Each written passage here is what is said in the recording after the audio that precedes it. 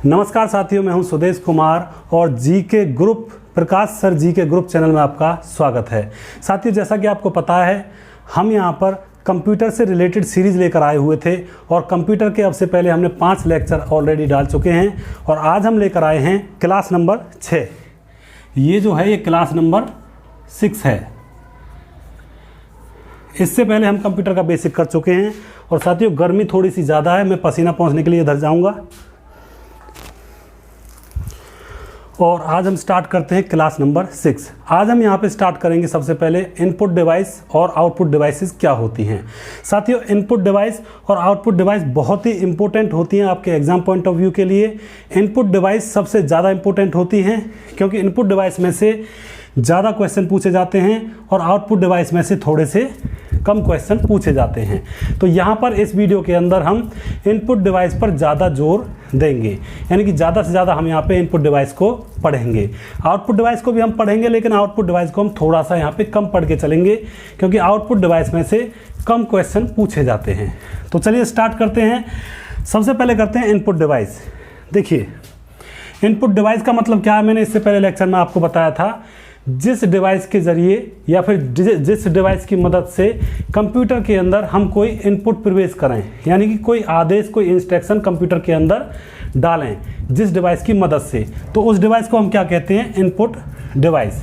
अब देखिए input device कौन कौन सी होती है कंप्यूटर के अंदर, उसके बारे में थोड़ी सी यहाँ पे हम चर्चा करने वाले हैं। तो सबसे पहले देखेंगे हम कीबोर्ड।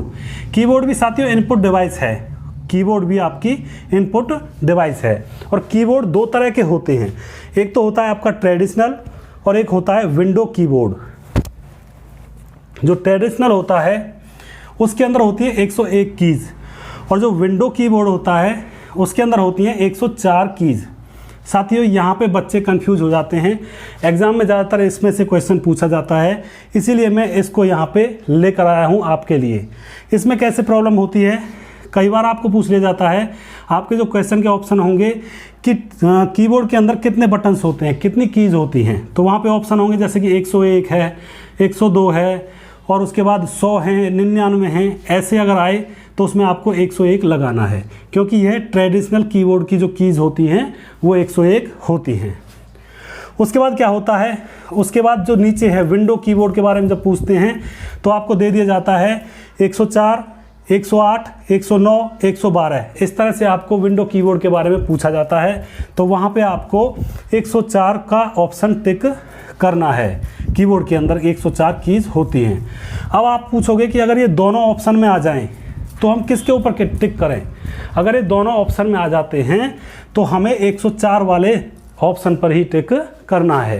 ये आपको थोड़ा सा यहाँ पे ध्यान रखना है क्योंकि 104 वाले को सबसे पहले प्रायोरिटी हम यहाँ पे देने वाले हैं। यहाँ पे आपके क्वेश्चन बनते हैं और एक कन्फ्यूजेबल क्वेश्चन होता है, इसको आपको अच्छी तरह से यहाँ पे समझ लेना है। अब देखिए, अब देखते हैं types of keyboard, types of keys in keyboard. Keyboard के बारे में हमने पढ़ तो लिया, लेकिन अब पढ़ेंगे कि कीबोर्ड के अंदर किस किस तरीके की कीज़ होती हैं, यानी कि कुंजी होती हैं, यानी कि बटन होते हैं। किस किस टाइप के बटन होते हैं उनके बारे में थोड़ा सा हम यहाँ पे जानने वाले हैं। तो साथियों, सबसे पहले अल्फ़ाबेट्स की होती हैं। अल्फ़ाबेट्स की कौन सी होती हैं, जो ABCD लिखी हुई होती हैं, जैसे कि A to Z, A से लेकर ABCD EFG और Z तक जो कीज़ होती हैं वो होती हैं अल्फ़ाबेट कीज़। और ये कितनी होती हैं कीबोर्ड के अंदर, 26। ये आपको थोड़ा सा ध्यान रखना है। उसके बाद बारी आती है न्यूमेरिकल कीज़। साथियों, न्यूमेरिकल कीज़ कौन सी होती हैं, जिन की के मदद से आप 1 2 3 यानी कि गिनती कंप्यूटर के अंदर लिखते हो, यानी कि जो काउंटिंग की कीज़ होती हैं, गिनतियों की की होती हैं 0 से लेकर 9 तक, वो क्या कहलाती हैं, वो कहलाती हैं न्यूमेरिकल कीज़। ये कितनी होती हैं साथियों, ये होती हैं 10 तक। कितनी होती हैं, 10 होती हैं। उसके बाद बारी आती है फंक्शन कीज़। फंक्शन कीज़ कौन सी होती हैं, आपने देखा होगा आपके कीबोर्ड के ऊपर सबसे ऊपर F1, F2, F2, F3, F4, F7, F11, F12 वो की लिखी हुई होती हैं। उसका मतलब क्या होता है, वो फंक्शन कीज़ हैं, वो आपके फंक्शंस में काम आएंगी। जब आप लैंग्वेज का प्रयोग करते हो तब ये कीज़ आपकी काम आती हैं। और जो फंक्शन की होती है साथियों, ये कितनी होती हैं, ये होती हैं 12। कितनी होती हैं, 12, यानी कि 12। ये आपको थोड़ा सा इनमें ध्यान देना है इनमें से क्वेश्चन पूछ लिया जाता है कई बार। अब देखिए, अब बारी आती है cursor control keys. Cursor control keys का मतलब क्या है? जो कर्सर को कंट्रोल करे। कर्सर कंट्रोल कीज़ कितनी होती है? चार कीज़ होती है कर्सर कंट्रोल। कौन कौन सी? Home, end, page up, page down, ये 4 कीज़ कौन सी होती हैं? कर्सर कंट्रोल, जो कर्सर को कंट्रोल करती हैं। अब देखिए, होम का मतलब क्या होता है? होम का मतलब होता है जैसे कि आप कोई लाइन लिख रहे हो और आपका जो कर्सर है लाइन के बिल्कुल लास्ट में चला गया और आपको वो कर्सर एकदम से लाइन के स्टार्टिंग में लाना है, यानी कि सबसे पहले आपको वो कर्सर लाना है, तो उसको कहाँ पे लाओगे? होम का बटन आप दबाओगे, आपका जो कर्सर है वो सबसे लास्ट में से, जैसे मान के चलो ये लाइन है, यहाँ पे आपका कर्सर ब्लैंक कर रहा है, ये कर्सर यहाँ से एकदम से यहाँ पे लाना है, तो होम का बटन हम जैसे ही दबाएंगे एकदम से आपका कर्सर यहाँ पे आ जाएगा। उसके बाद बारी आती है एंड। एंड का बटन जब दबाओगे तो आपका कर्सर मान के चलो आगे है, ये आपको लाइन के सबसे पीछे ले जाना है, तो एंड का जब बटन आप दबाओगे तो आपका कर्सर एकदम से पीछे चला जाएगा, यहाँ से एकदम से लाइन के पीछे चला जाएगा। पेज अप का मतलब क्या होता है? जब पेज अप के बटन को आप दबाओगे तो आपका कर्सर एकदम से पेज के सबसे ऊपर चला जाएगा। उसके बाद बारी आती है पेज डाउन।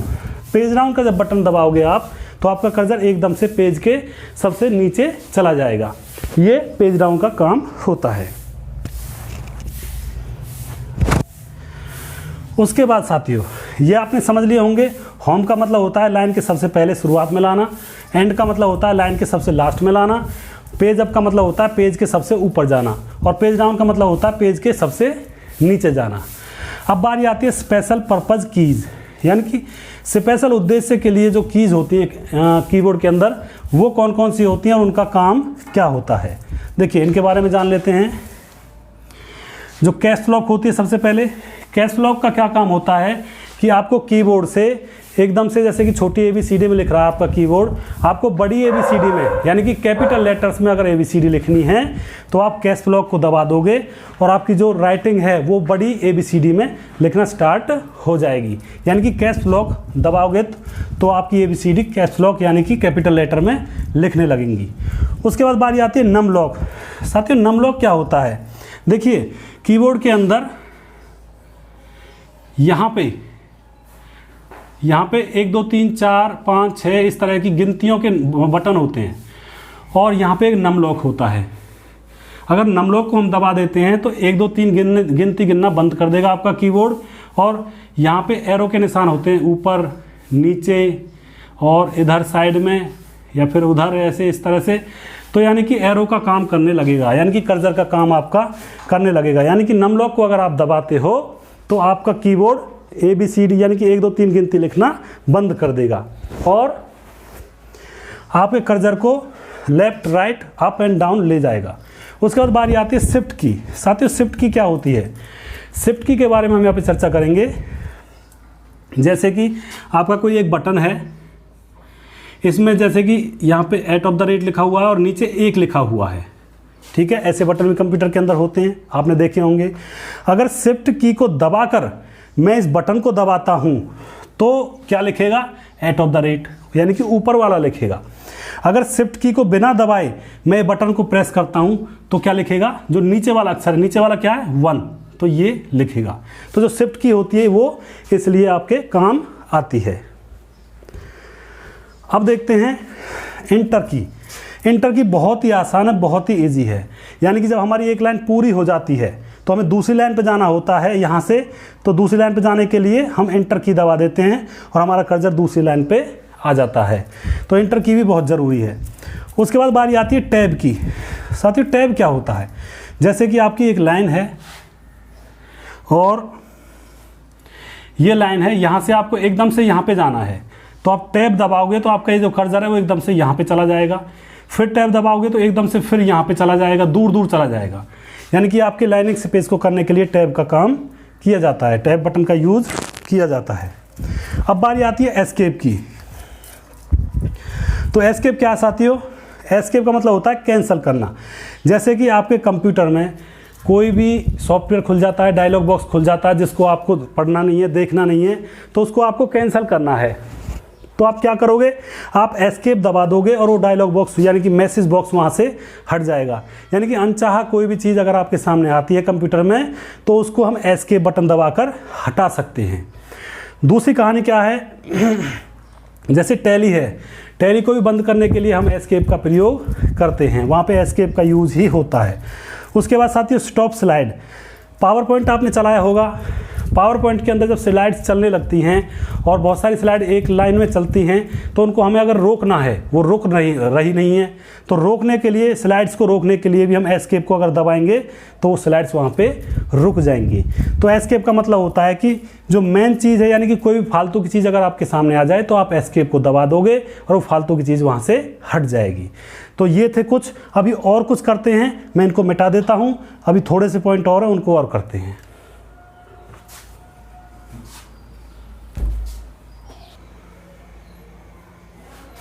अब देखिए, अब करते हैं आगे, अब देखते हैं माउस को। कीबोर्ड हमने इससे पहले देख लिया, कीबोर्ड के अंदर कितने बटन होते हैं, क्या क्या फंक्शंस होते हैं, वो हमने सारे देख लिए। अब देखते हैं दूसरे नंबर पे माउस। माउस भी इनपुट डिवाइस होती है। देखिए माउस, आपने देखा होगा एक माउस होता है जिसको हाथ से चलाते हैं और वो इनपुट डिवाइस होती है। वो किसी भी फंक्शन के ऊपर अगर हम माउस से क्लिक कर देते हैं तो वो फंक्शन ओपन हो जाता है। ये आप सभी को पता होगा, मैं ये मान के यहाँ पे चल रहा हूँ। तो इसमें 3 बटन होते हैं, आपको पता है, जैसे कि एक राइट, एक लेफ़्ट और एक बीच में होता है जो स्क्रॉलिंग करने का काम करता है, जो पहिए सा होता है। उसके बाद इसका प्रयोग कर्सर को कंट्रोल करने के लिए किया जाता है। कर्सर को कंट्रोल करने का मतलब क्या है कि किसी भी चीज़ पर कहाँ कैसे जाता है, कर्सर को किस तरह से हिलाना है और कहाँ पे ले जाना है, वो सब किसका, उस चीज़ का कंट्रोल कौन करता है, उसका कंट्रोल करता है माउस। यानी कि कर्सर को किस पॉइंट पे रखना है, उधर ले जाना है या इधर ले जाना है, उस चीज़ का हिसाब किताब कौन रखता है, माउस। यानी कि माउस की मदद से ही हम कर्सर को इधर उधर मूवमेंट करा सकते हैं। उसके बाद साथियों इससे ड्रैग एंड ड्रॉप करते हैं। ड्रैग एंड ड्रॉप का मतलब क्या होता है, जैसे आपकी स्क्रीन में एक फोल्डर है, मान के चलो आपकी स्क्रीन है, यहाँ पे कोई फोल्डर बना हुआ है, यहाँ पे फोल्डर बने हुए हैं, फोल्डर को उठा के यहाँ पे रखना है, तो हमने यहाँ से ड्रैग किया और यहाँ पे ड्रॉप कर दिया, यानी कि एक जगह से उठाकर दूसरी जगह पे हमने फोल्डर को रख दिया। तो इसे करते हैं किसकी मदद से, माउस की मदद से ही हम ड्रैग एंड ड्रॉप करते हैं। ये आपको थोड़ा सा यहाँ पे ध्यान रखना है, बहुत ही ज़रूरी पॉइंट्स हैं, इसीलिए मैं इनको यहाँ पे लेकर आया हूँ। और गर्मी थोड़ी ज़्यादा है, फिलहाल पंखे का भी यहाँ पे कोई जुगाड़ नहीं, क्योंकि पंखा अगर मैं चलाऊँगा तो वीडियो ख़राब बनेगा। अब बारी आती है ट्रैक बॉल की। देखिए ट्रैक बॉल जो ट्रैकिंग करने का ट्रैकिंग डिवाइस होती है उसको ट्रैक बॉल कहते हैं। यहाँ पे हम ट्रैक बॉल की मदद से ट्रैकिंग करते हैं। जॉयस्टिक भी इनपुट डिवाइस होती है, इसके बारे में आपको पता होगा। जब हम गेम चलाते हैं तो वो हत्था सा होता है जिसको ऐसे पकड़ के इधर उधर करते हैं, तो वो जॉयस्टिक होता है। उसके बाद ये भी इनपुट डिवाइस होती है। उसके बाद स्कैनर का भी आपको पता होगा। स्कैनर के अंदर हम कोई भी डॉक्यूमेंट्स रख देते हैं और वो कंप्यूटर के अंदर पहुंच जाते हैं, या कोई भी फ़ोटो वगैरह रखते हैं तो वो भी कंप्यूटर के अंदर पहुंच जाते हैं। स्कैनर भी आपका इनपुट डिवाइस होता है, ये पूछा भी गया था। उसके बाद माइक्रोफोन, जैसे कि मेरा ये माइक्रोफोन लगा हुआ है और मैं यहाँ पे जो भी बोल रहा हूँ वो सारा का सारा फ़ोन के अंदर जा रहा है, तो ये माइक्रोफोन भी इनपुट डिवाइस कहलाएगा, क्योंकि यहाँ पे इसके अंदर मैं जो भी कुछ बोलूँगा उस आवाज़ को ये माइक्रोफोन आपके कंप्यूटर के अंदर पहुँचा देगा। और इनपुट डिवाइस वही होती है जो किसी भी इंस्ट्रक्शंस को कंप्यूटर के अंदर पहुँचाए, और आउटपुट डिवाइस वो होती है जो किसी भी इंस्ट्रक्शंस को कंप्यूटर के अंदर से बाहर निकाले। तो माइक्रोफोन भी इनपुट डिवाइस में आएगा। उसके बाद वेबकैम। साथियों वेबकैम क्या होता है, अब आपने देखे नहीं होंगे वेबकैम। अब तो आपके मोबाइल में जैसे कैमरे आ रही हैं, आपके लैपटॉप में कैमरे आते हैं, फ्रंट पेज पे कैमरा होता है। तो इस तरह से अब से पहले जब डेस्कटॉप कंप्यूटर हुआ करते थे तो एक कैमरे का जुगाड़ नहीं था, तो अगर हमें किसी से चैटिंग करनी होती थी तो हम अलग से एक कैमरा लाते थे और उसको डेस्कटॉप कंप्यूटर के ऊपर लगाते थे, तो वो होता था आपका वेबकैम। यानी कि पुराने ज़माने में वेबकैम का बहुत ज़्यादा प्रयोग किया जाता था डेस्कटॉप कंप्यूटर के ऊपर लगाकर चैटिंग वगैरह करने के लिए और बहुत सारे और कामों को करने के लिए। तो वेबकैम का बहुत ज़्यादा प्रयोग किया जाता था अब से पहले। अब वेबकैम का इतना ज़्यादा प्रयोग नहीं होता, अब आपके मोबाइल के सामने फ्रंट पे कैमरा ऑलरेडी होता है, लेकिन पहले कैमरे नहीं हुआ करते थे कंप्यूटर के आगे, तो उस टाइम पे वेबकैम लगाया जाता था और उस कैमरे के ज़रिए हम चैटिंग वगैरह कर सकते थे। तो वेबकैम क्या होती है, ये भी आपकी इनपुट डिवाइस होती है, क्योंकि कैमरे में जब हम कोई भी इंस्ट्रक्शन या कैमरा जो भी होता है वो हमारे फ़ोटो खींच के और उसको कंप्यूटर के अंदर डालता है, और जो भी डिवाइस इंफॉर्मेशन को कंप्यूटर के अंदर डालती है उस डिवाइस को हम क्या कहते हैं, इनपुट डिवाइस।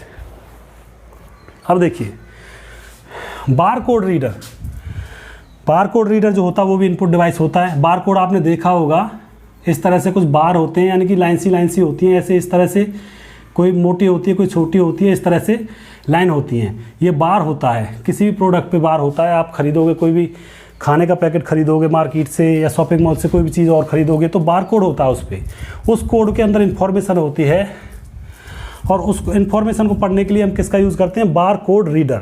एक बार कोड रीडर जो डिवाइस होती है वो इस बार कोड को पढ़ लेती है और इसके अंदर क्या लिखा हुआ है उसको हमें दिखा देती है। तो बार कोड रीडर जो होता है वो भी इनपुट डिवाइस होती है, क्योंकि बार कोड को पढ़ के इसको कंप्यूटर के अंदर पहुंचाती है, तो ये भी आपकी इनपुट डिवाइस होगी। अब बारी आती है OCR। देखिए मैं OCR और OMR को एक साथ इसलिए लेकर आया हूँ क्योंकि इनमें बच्चे कंफ्यूज हो जाते हैं, तो आपको थोड़ा सा यहाँ पे ढंग से समझना है। OCR की फुल फॉर्म होती है ऑप्टिकल कैरेक्टर रीडर। इसका मतलब होता है प्रकाशीय अक्षरों को पढ़ना। क्या होता है OCR, इसकी फुल फॉर्म आप ज़रूर याद कर लेना क्योंकि ये कई बार पूछी गई है इन दोनों की फुल फॉर्म। तो OCR की फुल फॉर्म क्या होती है, ऑप्टिकल कैरेक्टर रीडर, यानी कि प्रकाशीय अक्षरों को पढ़ना। उसके बाद बारी आती है OMR। OMR की फुल फॉर्म होती है ऑप्टिकल मार्क रीडर। यहाँ पे कैरेक्टर रीडर है, यहाँ पे मार्क रीडर है। पेपर चेक करती है जो मशीन, जैसे कि आपके पेपर होते हैं आजकल, जब वो आप गोला भरते हो ऐसे इस तरह से, तो उनको जो चेक करती है मशीन उसको कहते हैं OMR। जो आपकी OMR सीट होती है उस सीट को जो चेक करती है मशीन उसको हम क्या कहते हैं, OMR रीडर, यानी कि ऑप्टिकल मार्क रीडर। पेपर को चेक करना, जो ये काम इस तरह के काम होते हैं उनको क्या करती है, कौन करता है, OMR। उसके बाद बारी आती है ऑप्टिकल पेन। इसको हिंदी में हम प्रकाशीय कलम भी कहते हैं। तो साथियों किसी स्क्रीन पर लिखने के लिए आपने देखा होगा स्क्रीन पर हम पेन से लिखते हैं इस तरह से, तो वहाँ पे लिख जाता है, तो उस पेन को हम क्या कहते हैं, ऑप्टिकल पेन। क्या कहते हैं, ऑप्टिकल पेन, और हिंदी में क्या कहते हैं उसको, प्रकाशीय कलम। उसके बाद बारी आती है स्पीक रिकॉग्नाइजेशन सिस्टम। जैसे कि आपने देखा होगा, आप YouTube पे कोई गाना सर्च करते हो या गूगल पे कोई भी इन्फॉर्मेशन निकालते हो, तो मान के चलिए आपको लिखना नहीं है, आपको मुंह से बोलकर निकालनी है कोई इन्फॉर्मेशन, तो आप एक बटन को दबाते हो, जो बटन होता है साइड में, सर्च बार के साइड में जो बटन होता है इस तरह का, उस पर आप क्लिक करते हो, तो वहाँ से आप जब भी जो भी कुछ बोलते हो उस चीज़ को गूगल आपका सर्च करके आपको दे देता है। तो स्पीक रिकॉग्नाइजेशन जो सिस्टम होता है वो आपका इनपुट डिवाइस होता है, क्योंकि आपने जो मुंह से बोला उसको कंप्यूटर के अंदर पहुंचाया और आपको इन्फॉर्मेशन निकाल के दे दी, तो ये क्या होता है, इनपुट डिवाइस। अब बारी आती है टच स्क्रीन। साथियों टच स्क्रीन क्या होता है, टच स्क्रीन आपका इनपुट भी होता है और आउटपुट डिवाइस भी होती है, क्योंकि जैसे स्क्रीन पे आप कुछ देखोगे तो मॉनिटर का काम कर रहा है, यानी कि हमें कोई इन्फॉर्मेशन बाहर दिखा रहा है, और जैसे हम उसको कुछ टच करेंगे, जैसे आप अपने फ़ोन पर टच करते हो तो आप अपने फ़ोन के अंदर इनपुट मैसेज भेजते हो। जैसे किसी ऑप्शन पे टच किया, जैसे किसी फ़ोटो को लाइक किया फेसबुक के अंदर, तो आपने लाइक किया, यानी कि आपने जो अपना आदेश है वो कंप्यूटर के अंदर पहुंचाया, फ़ोन के अंदर पहुंचाया, तो इस तरह से तो हो गई ये इनपुट। और दूसरी बात, जब स्क्रीन पर हम कुछ देखते हैं तो वो स्क्रीन कंप्यूटर के अंदर से इन्फॉर्मेशन को निकाल कर हमें दिखा रही होती है, तो वहाँ पर वो आउटपुट डिवाइस भी है और टच स्क्रीन इनपुट डिवाइस भी है। तो ये आपको यहाँ पर ध्यान रखना है। उसके बाद बारी आती है Kimball tag reader. Kimball tag reader क्या होता है साथी, बहुत इंपॉर्टेंट है, एग्जाम में पूछा गया था इसीलिए लेकर आया हूँ। किम्बल टैग रीडर की मदद से हम क्या करते हैं, कपड़ों के ऊपर लगे जो टैग होते हैं उनको पढ़ता है कौन, किम्बल टैग रीडर। बहुत ही इंपॉर्टेंट है, इसको आपको अच्छी तरह से करना है। तो ये इनपुट डिवाइसेस थी जो कि आपके एग्जाम पॉइंट ऑफ व्यू के लिए बहुत ही आपके लिए ज़रूरी हैं, क्योंकि इनमें से ज़्यादातर क्वेश्चन पूछे जाते हैं। अब इसके बाद थोड़ा सा कर लेते हैं आउटपुट डिवाइसेस। आउटपुट डिवाइसेस ज़्यादा नहीं करेंगे, थोड़ी बहुत करेंगे, जो ज़्यादातर एग्जाम में पूछी गई हैं। आउटपुट डिवाइस को बहुत कम पूछा जाता है एग्जाम के अंदर। तो अब कर लेते हैं आउटपुट डिवाइसेस। अब देखते हैं साथियों आउटपुट डिवाइसेस। आउटपुट डिवाइसेस कौन सी होती हैं, जो डिवाइस या जिन डिवाइसेस की मदद से हम कंप्यूटर के अंदर से इंफॉर्मेशन बाहर निकालते हैं उन्हें कहते हैं आउटपुट डिवाइसेस। इसके बारे में हम थोड़ा सा पहले भी कर चुके हैं, थोड़ी सी चर्चा कर चुके हैं, और अभी मैं उन्हीं पॉइंट्स को निकाल कर लाया हूँ जो ज़्यादातर आपके एग्जाम पॉइंट्स में एग्जाम में पूछे जाते हैं। ये पॉइंट्स ज़्यादा से ज़्यादा पूछे जाते हैं, इनके अलावा आउटपुट में से कुछ भी नहीं पूछा जाता है। इनको आप अच्छी तरह से कर लीजिएगा। देखिए, मॉनिटर है आउटपुट डिवाइस। मॉनिटर पे हम कोई भी इंफॉर्मेशन होती है कंप्यूटर के अंदर तो वो मॉनिटर पे डिस्प्ले हो रही होती है, हम उसको देख रहे होते हैं। यानी कि जो मॉनिटर होता है वो कंप्यूटर में से इंफॉर्मेशन को निकाल के अपनी स्क्रीन पर चला रहा होता है, तो मॉनिटर भी आपकी आउटपुट डिवाइस में आएगी। मॉनिटर को हम वीडीयू भी कहते हैं, जैसे कहते थे ना पुराने ज़माने में वीडियो ले आओ, तो वीडीयू कहते हैं इसको। वीडियो की फुल फॉर्म होती है विजुअल डिस्प्ले यूनिट, यानी कि इसको मॉनिटर भी कहते हैं और इसको वीडीयू भी कहते हैं। वीडियो पूछा गया था आपका नेट एग्जाम में, ध्यान रखना है आपको। उसके बाद दूसरे नंबर पर प्रिंटर है। साथियों, प्रिंटर भी आपकी आउटपुट डिवाइस है, क्योंकि प्रिंटर क्या करता है आपके कंप्यूटर के अंदर से इंफॉर्मेशन को निकालकर और कागज़ के ऊपर छापकर आपको दे देता है, तो ये भी आपकी आउटपुट डिवाइस में काउंट होगा। उसके बाद स्पीकर भी आपकी आउटपुट डिवाइस है। कैसे? क्योंकि जैसे मान के चलो कंप्यूटर के अंदर गाना पड़ा है या फिल्म पड़ी है या सॉन्ग पड़ा है कोई भी, तो उस सॉन्ग को स्पीकर निकाल के और अपनी स्क्रीन पर यानी कि अपने ऊपर सुना देगा। यानी कि स्पीकर क्या करता है, कंप्यूटर के अंदर से गाने को निकाल के आपको सुनाता है, यानी कि कंप्यूटर के अंदर से इंफॉर्मेशन को निकाल करके आपको सुनाता है, तो कंप्यूटर भी आपकी आउटपुट डिवाइस होगी। उसके बाद प्लॉटर भी एक प्रिंटर की तरह होता है, सिर्फ ये प्लॉटिंग करके लिखता है, थोड़ा सा डॉट मैट्रिक्स की तरह प्लॉटर होता है, प्रिंटर होता है। तो प्रिंटर भी क्या काम करता है, आपकी इंफॉर्मेशन को कागज़ पर छाप देता है, अंदर से निकाल के, कंप्यूटर के अंदर से निकाल के, तो ये भी आपकी आउटपुट डिवाइस हुई। उसके बाद स्क्रीन इमेज प्रोजेक्टर। देखिए, आपने कॉलेज स्कूलों में देखा होगा, प्रोजेक्टर पर पढ़ते हैं बहुत सारे लोग, दीवार पे आपकी जो स्क्रीन चलने लगती है, दूर से प्रोजेक्टर से दीवार पे फोकस करते हैं, तो जो प्रोजेक्टर होता है वो भी आपका आउटपुट डिवाइस कहा जाता है, क्योंकि वो कंप्यूटर के अंदर से इंफॉर्मेशन को निकाल के दीवार पर आपको दिखाता है। तो साथियों, ये थे आउटपुट डिवाइसेज, और मैं उम्मीद करता हूँ आपको इनपुट डिवाइस और आउटपुट डिवाइस अच्छी तरह से कंप्लीट समझ में आ गया होगा। और इसी तरह से हम यहाँ पे पढ़ेंगे साथियों। अभी हम बेसिक कर रहे थे, और इसके बाद एक वीडियो और है, शॉर्टकट कीज बताऊंगा उसके अंदर में, और उसके बाद हम करेंगे हाई लेवल का कंप्यूटर यहाँ पे, जो आपके एग्जाम पॉइंट ऑफ व्यू के लिए बहुत ज़रूरी है। उनमें से बहुत सारे क्वेश्चन पूछे जाते हैं।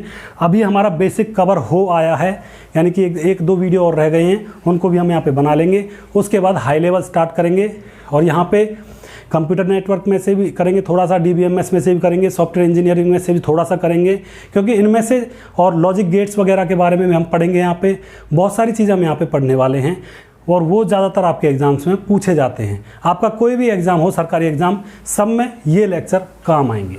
आप इनको अच्छी तरह से पढ़ोगे तो आपके कंप्यूटर के क्वेश्चन रहने वाले नहीं हैं। तो मैं उम्मीद करता हूँ आपको ये वीडियो पसंद आया होगा साथियों। और अगर कोई बच्चा UGC नेट एग्ज़ाम की तैयारी कर रहा है तो हमारा एक और चैनल है knowledge net computer science. UGC net की अगर कोई कंप्यूटर साइंस से तैयारी कर रहा है तो मेरा एक अलग से चैनल है जिसका नाम है knowledge net computer science channel, उसको जाकर आप सब्सक्राइब कर सकते हो। और वहाँ पे मैंने कंप्यूटर साइंस के भी कुछ वीडियो डाले हुए हैं, और पेपर 1 की 3 यूनिट में वहाँ पे करवा चुका हूँ साथियों, UGC नेट से रिलेटेड। तो मैं उम्मीद करता हूँ आपको ये वीडियो पसंद आया होगा, इसको शेयर करिएगा अपने दोस्तों को, और नेक्स्ट वीडियो हम बहुत जल्दी लेकर आएंगे साथियों। तब तक के लिए धन्यवाद।